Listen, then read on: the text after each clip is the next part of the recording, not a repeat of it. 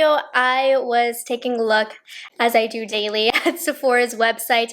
Particularly, I tend to spend my time on the new makeup or just arrived makeup page, and I had a lot of the items, particularly the ones that are quite popular, so I thought I would just do a full face of the new makeup at Sephora, give you my thoughts. Now, if you watch every single one of my videos, first of all, thank you, but if you do watch all of them, there are hardly any products in this video that you haven't heard me talk about. This is for my friends who just want a summary of the just arrived page at Sephora. What's worth it, what's not. Now, in January, the launches are a little bit slower. So normally when I do my just arrived at Sephora video, there's a ton of products. Not today. Today, there's just enough to do a full face together to get ready for the day, so I'm excited about that. So let's go ahead and get into it.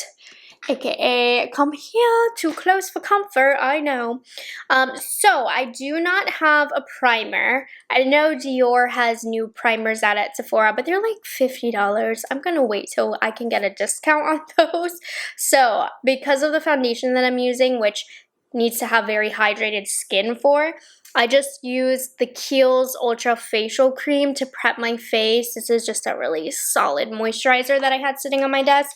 And I think a good moisturizer is perfect for the newest, hottest, trending foundation at Sephora, which is the Makeup by Mario Surreal Skin Foundation. I have talked about this plenty of times at this point. I have a full review. I have it featured in a speed reviews after testing it for a lot longer. So this is a product that I have used a lot. This is not a first impression, so I feel very comfortable giving you guys my opinion. And I said just a moment ago, I made sure I put on a good moisturizer before this foundation because it can make skin look dry, especially me who has more of a dry skin type. I would say my skin leans more normal to dry.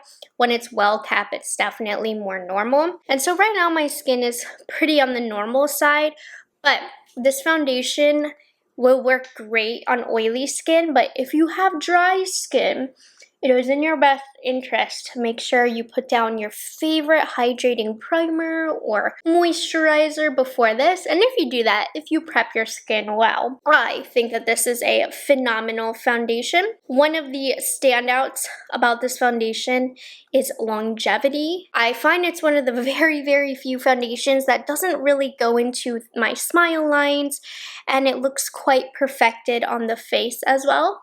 It's not the most blurring foundation I've ever used. You know, I let the powder do the blurring here because it's not gonna smooth over my pores, but I just think overall it's a really nice medium coverage foundation. And as somebody who lives in a very humid and hot state, this wears beautifully in the climate. So while I do feel like this is best suited towards oily skin, if you live in a hot climate, I think that this is great.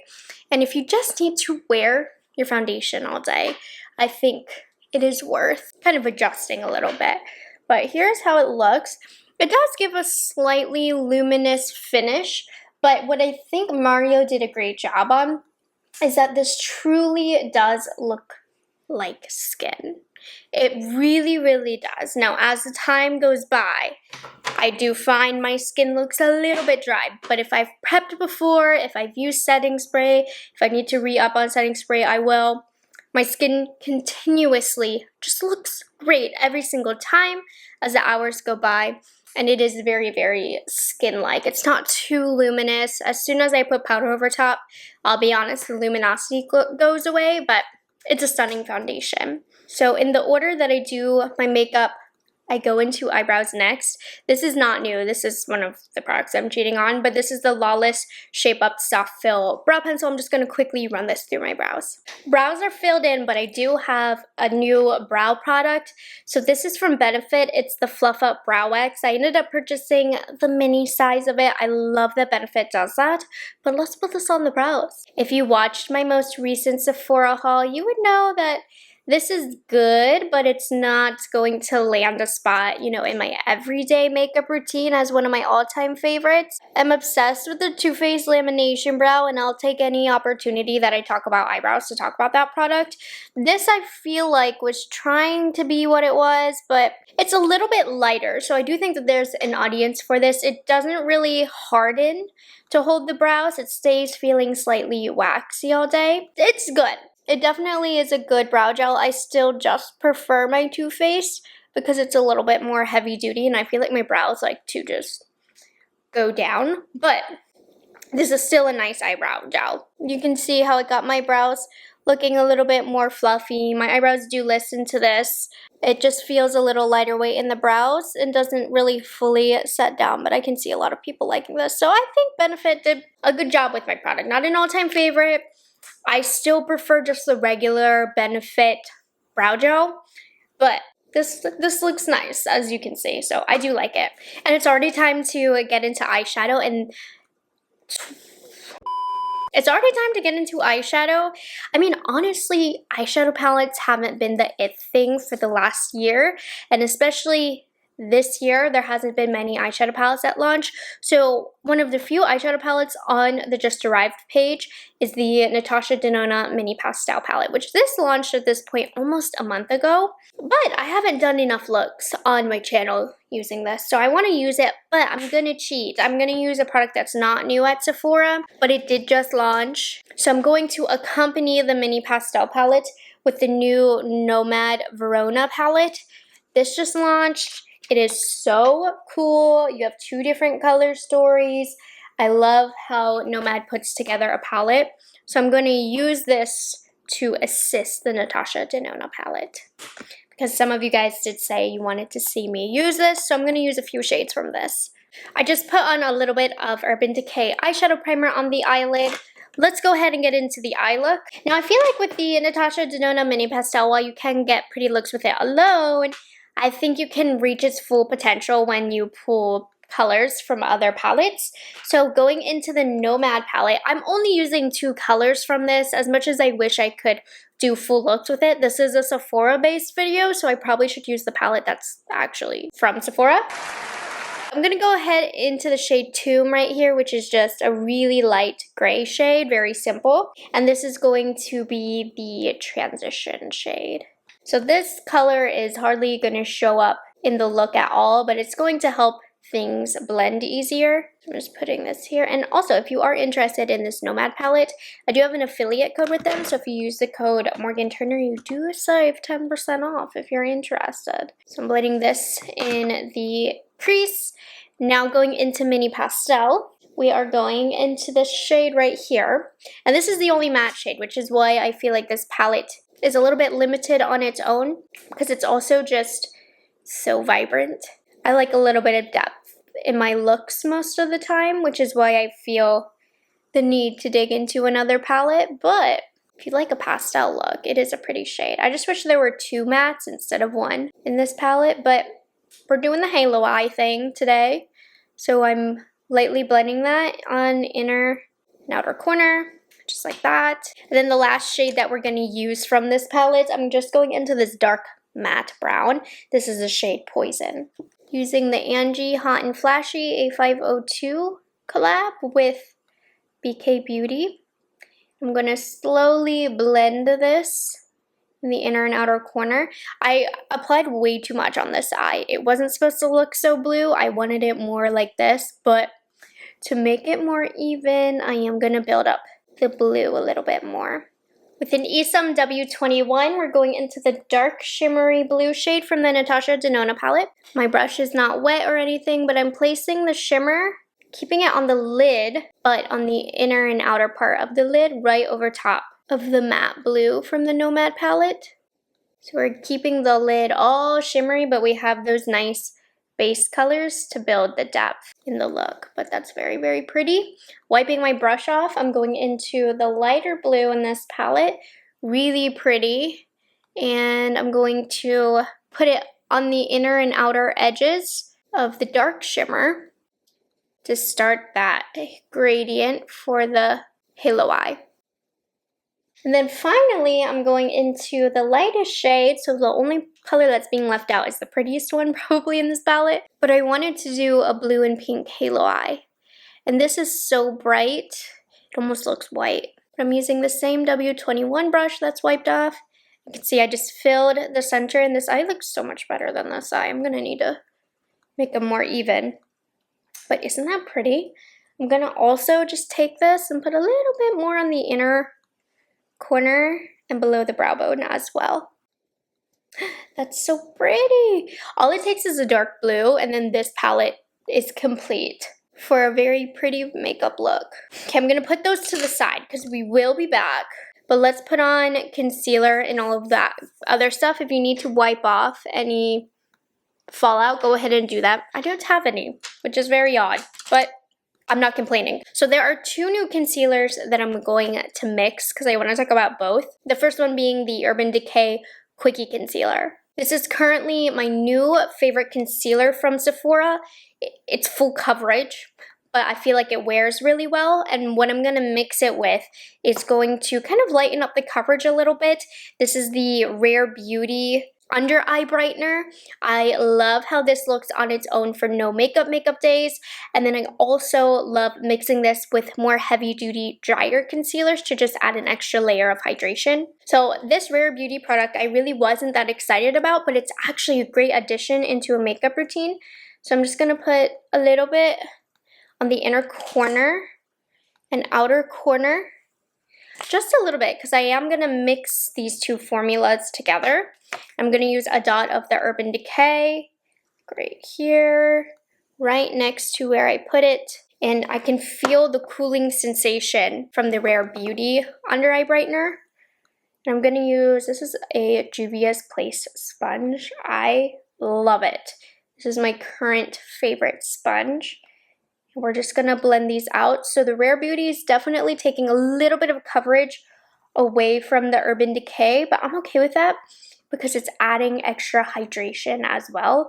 So the Rephr Beauty is perfect if you want to make a drier, fuller coverage concealer, almost more wearable and light. And you can also just put down whatever concealer you want first, blend it out, and then you can put the Rephr Beauty on top to add an extra brightening effect. So I'm going to show you what I mean by that. We're just gonna take a little bit more right in the inner corner, especially if your base concealer is darker. This Rephr Beauty is nice to just brighten that area up.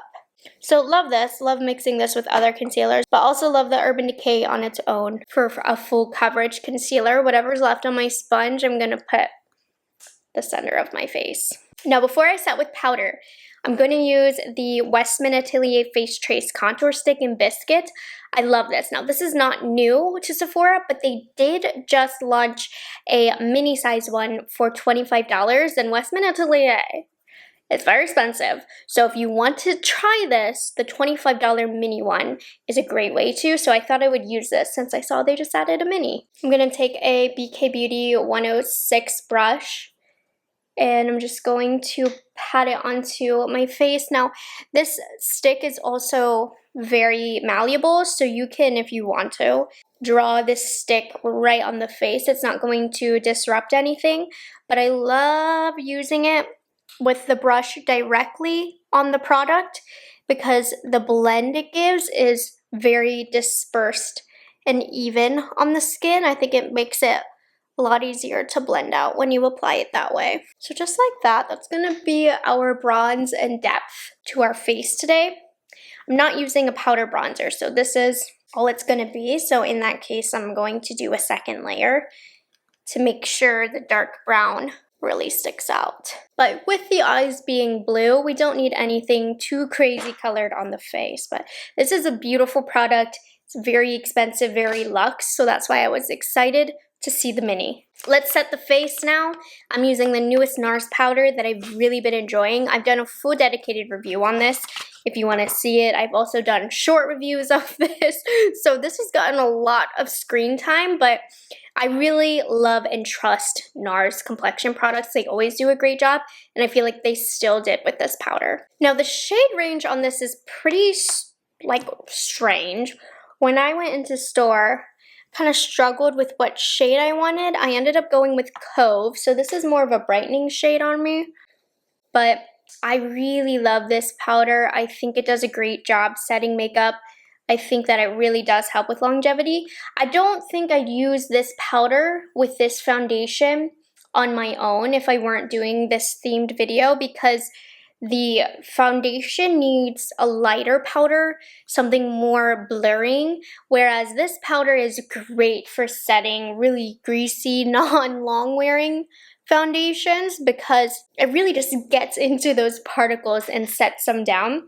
So if you're oily, this is an amazing powder for you. If you're dry like me, use this a little bit more sparingly, but I think it's a beautiful powder nonetheless. It's great for setting makeup. I've been very much enjoying this.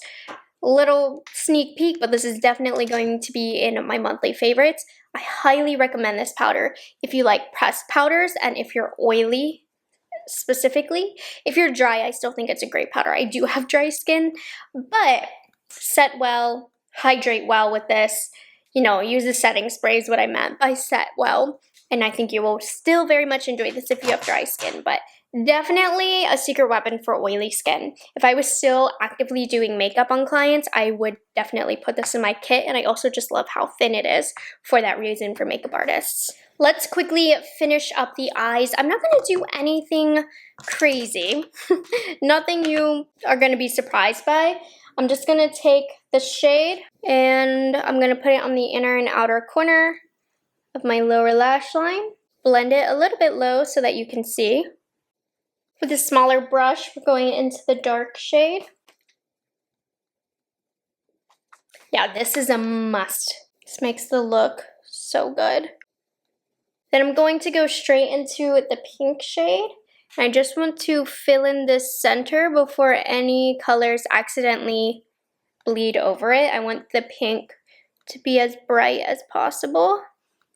And then I think the last thing I'm going to do for the lower lash line is go into the dark, or the light blue, sorry.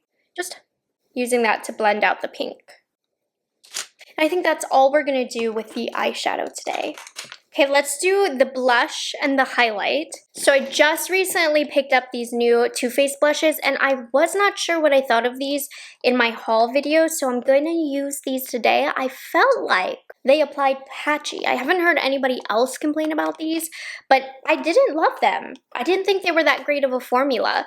I think they are so adorable and come in beautiful colors, so we're gonna play with these again today. So I'm gonna use a mixture of two shades, starting off with Velvet Crush, and I'm keeping that more towards the back of my cheek. I feel like this is gonna look good with the eye color. It's a little warmer than I normally go, but right, if we keep it towards the back. See, application is better today. I feel like the first time I applied it, it was a little patchy. This is the BK Beauty A507. I like this brush because it's got a lot of surface area to it, but it's not too dense. But because of that surface area, it really does apply things like powder blush evenly. That's pretty, okay. I'm liking the blush a little bit more today. Then I'm going to use Candy Clouds, which is a brighter pink. It's very blue based, that very trendy cold girl kind of color. I'm just gonna put that right on the apple of the cheek. This is the brush that applies this blush a lot better. So whatever brush I was using last time, didn't like that. But this applied much better today. I'm very happy with that. I still don't think this formulation is anything to write home about, but I think they are adorable. It's probably the most excited I've been for a Too Faced launch in a while. And it looks pretty on my cheek. So the blushes are okay. I still don't think they're great because I didn't have a very good first impressions with them, but they look much prettier today. So I'm happy about that. I'm just gonna use my sponge to blend out the edges, make it look more natural this way, and then highlight. The two hottest highlight launches have been the Rare Beauty and then the Charlotte Tilbury. I've used the heck out of the Rare Beauty. I honestly think just based on price point and what you're getting, I'd recommend the Rare Beauty more because they are almost half the price. However, that doesn't mean I don't love the Charlotte Tilbury. So we are going to use the Charlotte Tilbury today. I am going to stick with the pink and we're going to go with Pillow Talk Glow. The Charlotte Tilbury definitely has more of a natural glow to it. If you have more mature skin, I think the Charlotte Tilbury formula is better. The Rare Beauty is definitely more metallic, gives more bang, but this glow that's so natural and glowy from within that you can get from the Charlotte Tilbury, very beautiful. Even though I would recommend the Rare Beauty more just based on what you get in terms of value, this still is an amazing highlight, and I get a lot of questions about mature skin. This one by far is the best for mature skin. It really looks like a gorgeous glow from within. Ooh, I've been using just the Rare Beauty over this, but this is pretty. Oh, wow. I'm liking it a little extra today. Because I'm wearing more drying face products, this is not from Sephora, but I'm just going to use my Dauba for spray serum. This is going to add a lot of hydration to my face, and then I'm going to do my eyeliner and lashes. I don't have anything new, so if you're interested in seeing what I use, just check down in the description box, and we're going to finish up lips next. Right? I mean, I've definitely done this like 1,000 times before, but it never gets old, blue halo eye. So we're at the final step.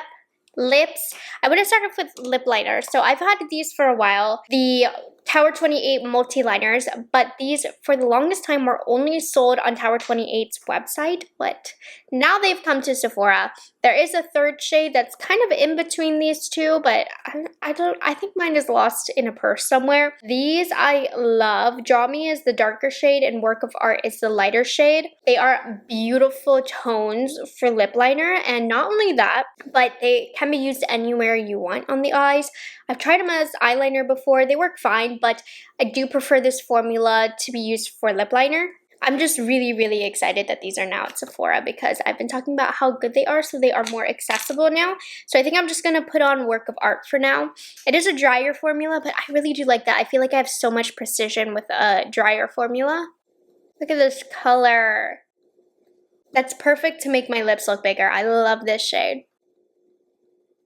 And they last a pretty long time too. So the color's phenomenal, super easy to use. Highly recommend. Now for lips, at first I was going to use one of the new Hourglass Satin Cream lipsticks. These are $38. You don't need to spend $38 on a lipstick. I think they are a beautiful formula. The collection as a whole has a lot more deep colors, very red-based, berry toned. So if you don't like deeper colors, there are lighter ones. But the collection as a whole has a lot more deep shades. Still love them. Great formula. But I got this in PR and I was super excited for these. This formula is actually what kind of made this video a video because I'm filming it because I wanted to use these new Tower 28. I just realized I used the lip liners as well. Juice balms, and these are just simple tinted lip balms. They sent these to me in PR, and this is the only item in today's video that is a first impressions. I am gonna guess that this is probably the shade that we want to use, or this one. Let's see. So this shade that I'm trying is called Mix, and they come in this really cute packaging. Not too much of a scent. Ooh, very hydrating. Definitely have to layer it up to build the color, but look how soft it makes my lips look. I'm actually gonna try Shake as well. So I can see these not lasting the longest, but these are great to keep in your purse because they're really hydrating and they're gonna give you a little bit of color to the lips, but not too much. So this one's more pink. That's also pretty. This one almost looks more glossy. We'll just do a mixture of both. I think they both look really nice. So this is definitely great for quick and easy makeup, especially if you're like a no makeup wearer. I think you'll like this. But even then, with a lip liner, you still have color on your lips. Feels super hydrating, gives a juicy appearance to the lips. I like these. I mean, it's nothing special, nothing innovative on the market right now, but they're really nice. I don't need to put on a lip gloss, but I did want to talk about this because it is also new at Sephora. This is the new Dior Addict Lip Maximizer. I believe they are making all of their formulas cruelty-free. Is that what it is? And so they're reformulating a lot of their older formulations. So I picked up one of the newer formulated lip maximizers in the shade Beige. Now, the range of colors on this is gorgeous. This color in particular doesn't have much color, which I don't like, but I really love the formula of this. So just for the heck of it, since it's new, gives the prettiest glassy glow. It's not sticky at all. It's a beautiful formula. I actually am interested in purchasing more colors. Now, I don't know that it feels any different than, oops. Now, I don't know if it feels any different than the older formulation, but I just know I like this and it smooths over the lips. So I think that this is a nice lip gloss formulation as well. So there we have it, you guys. Let me put my little things right here. I hope you guys enjoyed this video. This is just a full face of just arrived makeup at Sephora, giving you my thoughts and roundups, telling you what I think is worth it. And yeah, I hope you guys enjoyed this video and found it helpful. Thank you for hanging out with me, and I will catch you guys in the next one. Bye guys, have a good one.